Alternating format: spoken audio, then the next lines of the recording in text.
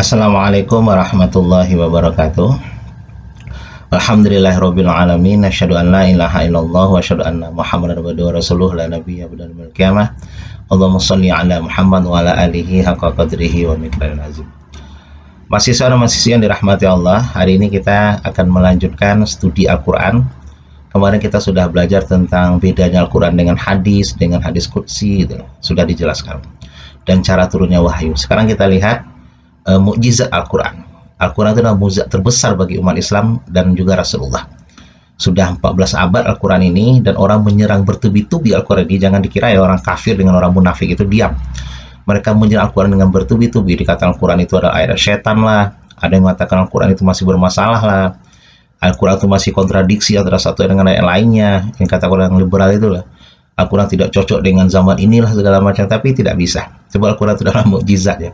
Allah yang menurunkan untuk manusia. Kita mulai dari segi bahasa dulu. Mukjizat itu berasal dari kata ajaza. Ajaza itu artinya lemah. Orang tua dalam bahasa Arab ajuz gitu. Orang tua, karena sudah lemah. Jadi mukjizat secara bahasa artinya melemahkan musuh untuk menandingi gitu. Nah, makanya secara epistemologinya mukjizat Al-Quran itu adalah melemahkan manusia dan jin dan makhluk lain ya, untuk menandingi kehebatan dan kebenaran Al-Quran. Ingat, otentisitas dan kehebatan Al-Quran tidak bisa ditandingi sampai hari ini sebagai risalah Nabi Muhammad SAW dan juga hidayah bagi umat Islam.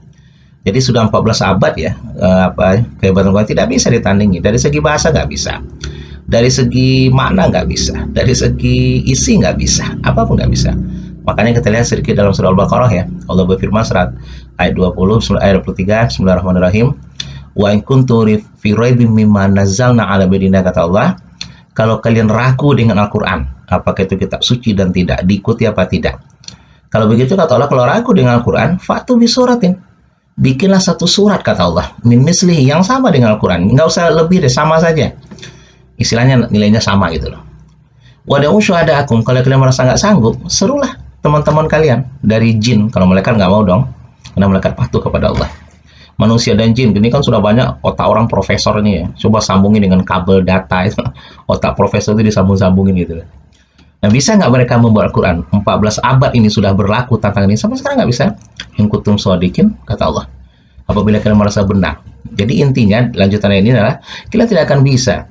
Coba satu surat yang paling pendek saja dalam Al-Quran itu surah Al-Kautsar. Inna a'tainakal kautsar fasholli lirabbika wanhar inna syani'aka wal abtar. Itu surah paling pendek. Itu aja kalian tanding, kata Allah. Nggak usah Al-Baqarah yang panjang, Ali Imran, An-Nisa, nggak usah. Itu saja. Udah 14 abad berlaku tantangan ini. Bisa nggak mereka bikin? Nggak bisa sampai hari ini. Banyak aja kelemahannya, segi maknanya, ininya, sebabun nuzulnya, nggak bisa. Berarti kalau begitu kata Allah, nggak usah lah. Daripada kalian nggak sanggup, fatakun narul lati wa qudwan nas wal jarah dalil kafirin. Kalau begitu kalian patuh sajalah sama Al-Quran. Nggak mungkin kalian mengkaji Al-Quran itu dan menyerang Al-Quran dengan segala macam gitu. Nah, itu namanya mukjizat terbesar Al-Quran sampai hari ini ya. Dengan itu saja kita sudah membenarkan Al-Quran. Nggak bisa kita menandingi satu surat aja dari Al-Quran, tidak bisa, sampai sekarang nggak bisa. Nah, segi mukjizat nanti ada dari keindahan bahasa ya. Sampai hari ini orang nggak bisa. Seperti surat Maryam selalu diakhiri dengan ya ya. Surat Maryam, iznada robbahu nidaan khafiyya, ada belakangnya ya itu. Apa istilahnya Maryam. Nah, ada cerita tentang Nabi Isa segala macam. Bahasa itu indah sekali Al-Quran. Nah, karena kita bukan orang Arab, kita nggak tahu gitu ya. Nah, Al-Quran diturunkan Allah ketika sastra Arab tuh lagi tinggi-tingginya. Hampir tiap malam minggu kali ya, di sana itu diadakan lomba puisi. Seindah-indah bahasa Arab. Begitu Al-Quran turun, terbelalaklah mata-mata orang Arab ini. Wah, indah sekali bahasanya Al-Quran. Ini bukan bahasa manusia. Beda itu. Mereka aja mengakui, apalagi kita yang bukan orang Arab. Begitu indah sekali bahasa Al-Quran, susunannya, tata bahasanya. Nanti kalau belajar ilmu bahasa Arab yang lebih dalam, akan mengerti nanti poin keindahan bahasa ini. Yang kedua, kecocokan dengan ilmu pengetahuan modern. Tidak pernah bertentangan sedikit pun. Minimal ya, tidak pernah bertentangan. Kita bicara tentang oksigen, kita bicara tentang alam raya, kita bicara tentang hewan. Nanti kita lihatin beberapa contoh ya. Yang ketiga, kelebihan Al-Quran yang tidak bisa ditandingi oleh manusia adalah memberitahukan hal-hal yang gaib seperti kiamat, surga neraka, azab kubur. Itu nggak bisa.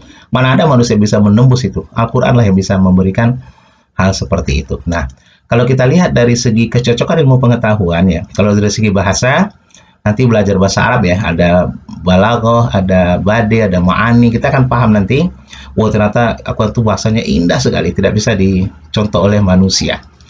Nah, kecocokan dengan ilmu pengetahuan, kita lihat dalam contoh ini adalah tentang ini keluasan makna dan ungkapan dulu ya. Di sini bagaimana Allah mengatakan bahwa bahasa itu indah sekali ya. Kita lihat dalam surat Al-An'am ini bahwa ayat 66 ya, wa inna lakum fil anami la'ibratun, sesungguhnya di hewan itu kata Allah ada ibrah, nusqikum mimma fi butunihi mim baini farsin wa damin, kami alirkan di dalam perut sapi itu di antara kotoran dan darah, labnan khalisan, Allah berikan susu yang bersih, sa'ighal syaribin, enak untuk diminum.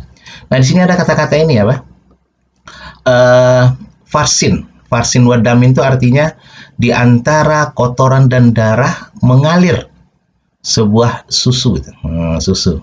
Apa maknanya ini secara sosial? Bahwa orang-orang itu bisa saja dia tumbuh dari orang tua yang tidak soleh, tapi anaknya bisa soleh. Jadi jangan kita menghukum masa lalunya gitu ya. Baina farsin, bahwa Allah mengalirkan antara farsin wadamin gitu, antara darah dan kotoran. Coba mengalir susu di tengahnya, kalau bercampur dengan sedikit sudah bau ya, bercampur dengan darah sudah bau juga, tapi Allah alirkan di antara kotoran dan darah. Coba bayangkan ya perutnya ya, begitu halusnya ciptaan Allah. Nah maknanya di sini secara sosial bahwa orang-orang yang hidup di tempat-tempat yang pasar, preman, tapi bisa jadi soleh lah ya. Jadi walaupun ayahnya preman, ibunya begajulan gitu, tapi dia bisa menjadi anak yang soleh gitu. Jadi kita jangan masa lalu, ini kan indah bahasa Al-Quran itu. Jadi memberikan nilai kepada kita bahwa orang baik itu belum tentu muncul dari tempat-tempat yang baik gitu kan. Coba susu saja mengalir dari darah dan kotoran. Dan juga boleh kita minum. Jadi kalau ada orang mengatakan begini teorinya, dulu kan ada yang mengatakan bahwa kita nggak boleh minum susu sapi, susu kambing, sebab Allah sudah menciptakan dengan cocok gitu kan. Misalnya susu kambing ya anak kambing, susu sapi anak sapi, ya kita ya ASI gitu. Salah kalian. Allah membolehkan kita minum susu sapi. Lalu kalian mau ngomong apa itu? Ini salah satu contoh tentang keluasan makna dan ungkapan yang banyak kita temukan nanti dalam Al-Quran, dan biasanya diungkap oleh orang-orang yang mendalami bahasa Al-Quran itu. Nah kalau kita lihat dengan sains dan teknologi ya, nah, contohnya nggak pernah bertentangan. Salah satu contoh ya, ini kita lihat banyak orang-orang yang menjadi mu'alaf karena mempelajari Al-Quran. Salah contohnya di sini adalah surah Nisa ayat 56 tentang kulit.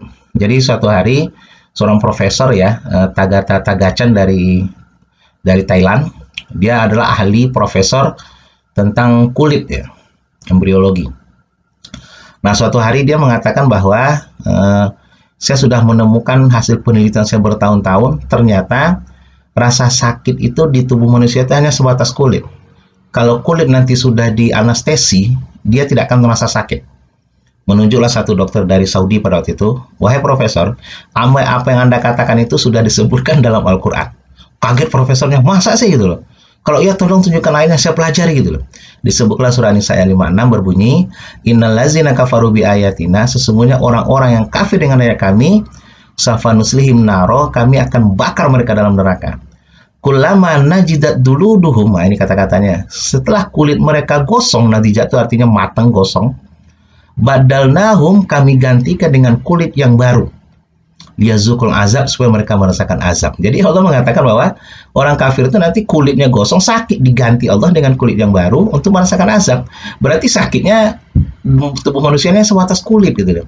Kalau kulit sudah dianestesi, nah dokter mengobati bagian dalam itu tidak terasa sakit gitu. Akhirnya profesor ini menjadi mu'alaf pada saat itu. Nah inilah salah satu contoh ya bagaimana Al-Quran tidak pernah bertentangan dengan pengetahuan bahwa rasa sakit yang di tubuh manusia itu adalah kulit. Jadi kalau kita ada operasi, nanti disuntiklah anestesi itu atau obat bius itu di permukaan kulit kita. Setelah selesai, nanti kita tidak merasa sakit dengan operasi tersebut. Nah kan tidak pernah Al-Quran bertentangan dengan ilmu pengetahuan. Kan banyak orang-orang yang non-muslim mendapat mu'alaf, mendapat hidayah setelah mempelajari Al-Quran. Satu lagi yang kita lihat contoh di sini adalah, ini mungkin tahu semua ayatnya ya, tentang surah Ar-Rahman. Bagaimana Al-Quran menjelaskan, dan itu ditemukan oleh orang-orang non-muslim ya. Ini disebutkan di sini bahwa ada dua laut yang bertemu di tengahnya itu, seharusnya kan laut itu kan ke pinggir, tapi di tengahnya itu pertemuan antara air tawar dengan air laut. Nah, disebutkan dalam surah Ar-Rahman ya, marojal barani altakiyani bainahuma barzakun la yabghiyan, bahwa dua laut itu bertemu di tengah ya, nanti dipisah oleh sebuah garis barzakun, dia terpisah dengan dua garis tersebut dan tidak saling beradu, dan ditemukan di laut Mediterranean ya, daerah dekat Eropa sana. Nah, ini kan salah satu contoh bahwa kalau memang bohong Al-Quran ya berarti nggak ada ditemukan, ternyata ditemukan. Ini gambarnya disebut di sini ya, bahwa ada videonya juga yang panjang itu. Nah, ini ke garis laut ya. Nah, ini air tawar ini saudara ini dipisahkan, itu sangat biasa dan sampai sekarang masih seperti itu gitu. Nah, kalian tidak akan bisa merubah ini gitu. Ini kan salah satu mujizat Al-Quran, menjelaskan bahwa air laut itu adalah air yang asin, tawar, berada tawar, tapi mereka terpisah, tapi tidak bisa disatukan gitu. Ini surat Ar-Rahman ya, disebutkan surat 19 ayat 20 surat Ar-Rahman. Nah, selanjutnya untuk membuktikan kebetulan Al-Quran juga, ini kita ceritakan tentang Profesor Maurice Bucaille yang dia masuk Islam gara-gara surat Yunus ayat 92. Dia ceritanya begini, bahwa ditemukanlah jasad Fir'aun tahun 1938 oleh William Smith ya, seorang peneliti dari Inggris. Ditemukanlah mumi, sebab Mesir itu adalah peradaban pertama yang bisa mengawetkan mayat di dunia ya, dengan di mumi itu. Kalau sekarang kan di barsem ya, segala macam. Nah, setelah ditemukan dibawalah ke Prancis, sebab Prancis terkenal dengan biologinya, Sorbonne University. Lalu disuruhlah Profesor Maurice Bucaille ini, sekitar tahun 70-an ceritanya ya, meneliti jasad Fir'aun. Begitu dibuka muminya, kaget luar biasa ini Profesor. Kenapa? Karena jasad Fir'aun itu masih utuh, ada jantungnya, paru-parunya, segala macam masih utuh itu.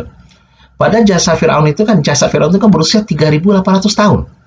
Sebab antara Nabi Musa dengan Nabi Isa jaraknya 1.800 tahun. Nabi Isa dengan Rasulullah itu 600 tahun. Rasulullah dengan kita 1.400 tahun. Jadi kalau ditambahkan menjadi 3.800 tahun. Ini Nabi bukan, orang soleh bukan, preman iya gitu ya. Kenapa diabadikan Allah ini? Padahal manusia biasa kalau meninggal, itu paling 25 tahun hancur tulang belulangnya semuanya. Nah, kita ini 25 tahun hancur, tinggal nanti tulang belakang sebagai DNA. Ini kok diabadikan Allah gitu loh. Nah, dia cari jawaban dalam Injil nggak ketemu, dalam Taurat nggak ketemu. Ketemulah surat Yunus ayat 92 yang membuat dia kepada hidayah. Bunyinya bismillahirrahmanirrahim. Fal yauma nunajjika bibadanika litakuna liman khalfaka ayah. Hari ini kata Allah dalam Al-Quran, kami selamatkan bibadanika dengan jasad-jasadnya Fir'aun itu. Jasadnya dibadikan sampai hari kiamat. Sampai sekarang masih ada di Museum Mesir ya. Dulu Bapak sering menemani turis-turis kalau pengen lihat itu di Mesir waktu masih kuliah dulu. Litakuna liman khalfaka ayah. Apa gunanya Allah abadikan ini? Untuk menjadi tanda bagi manusia. Bahwa Fir'aun yang mengaku Tuhan, orang hebat segala macam ya. Tapi coba lihat, menjadi bangkai yang busuk pada akhirnya. Nah, inilah salah satu ayat ya. Wa inna katsiran minan nasi an ayatina laghafilun, dan sesungguhnya kebanyakan dari manusia terhadap ayat kami adalah lalai. Nah, dan ayat ini Yunus 52 ini membuat Maurice Bucaille itu menjadi seorang mu'allaf. Oh, hebat sekali Al-Quran. Bisa menjamin, pakai sampai hari ini. Sebenarnya orang kafir itu kalau mau ya tinggal dibakar aja di saat Fir'aun. Batal loh ayat ini. Tapi kan nggak, malah mereka abadikan. Malah karena Bapak dulu di sana ya, setiap 5 tahun tuh dibalsam lagi ke Perancis. Setiap 5 tahun dibawa pulang dari bandara sampai ke Museum Mesir itu. Nah, orang Mesir tuh nangis di pinggir jalan itu loh. Mereka menangisi Fir'aun, padahal goblok juga ya. Fir'aun ditangisi. Tapi itu mereka bangga dengan nenek moyang kebesaran bangsa Kipti, Egypt, Mesir itu. Nah, ini kan salah satu contoh bahwa Al-Quran itu adalah Al-Quran yang diturunkan Allah kepada manusia sebagai wahyu, bisa menjadi hidayah bagi manusia, bisa menjadi petunjuk bagi manusia. Dan masih banyak ayat-ayat yang lain yang menunjukkan bahwa tidak pernah bertentangan dengan ilmu pengetahuan. Yang terakhir tadi adalah tentang gaib, cerita tentang surga, neraka, arwah. Jadi kita kalau ingin tahu gaib, tanya Al-Quran, kemana arwah kita setelah meninggal. Dalam Quran dijelaskan arwah kita itu nanti ke alam barzah, dinding. Jadi nggak ada arwah gentayangan, nggak ada, itu manusia menciptakan itu. Ya, makanya kalau kita beriman kepada yang gaib, untuk meluruskan akidah, tanyalah Al-Quran. Kemana arwah kita setelah meninggal, surga dan neraka, nggak ada tempat ketiga gitu. Di padang mahsyar, hidup kita nanti setelah meninggal gitu. Nah, ini kelebihan Al-Quran yang dijadikan patokan manusia. Ini makanya inilah mujizat Al-Quran yang tidak bisa ditanding oleh manusia dari segi bahasanya, ilmu pengetahuannya, dan memberitahukan kepada kita tentang yang gaib. Nah, inilah kuliah kita. Semoga bermanfaat ya. bisa kita renungkan dan kita amalkan, dan kita cinta Al-Quran dengan membaca dan menggali-gali ilmu yang nanti bisa kita ambil untuk menjadi hidayah dan peradaban manusia. Subhanakallahumma bihamdika asyhadu an la ilaha illa anta astaghfiruka wa atubu ilaik. Assalamualaikum warahmatullahi wabarakatuh.